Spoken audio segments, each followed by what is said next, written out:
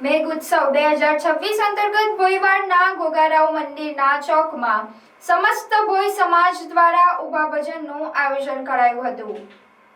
ભરૂચ તાલુકાના નિકોડાના શ્રી ચામુંડા યુવક મંડળ દ્વારા મેઘ ઉત્સવ 2026 નિમિત્તે ગોગારાવ મંદિરના ચોકમાં ઊભા ભજનની રમઝટ બોલાવવામાં આવી હતી। ભોઈ સમાજ ઉત્સવ મંત્રી મયંકભાઈ જાદવ અને તેમની ટીમ દ્વારા કાર્યક્રમની સફળ બનાવવા ભારે જહેમત ઉઠાવી હતી।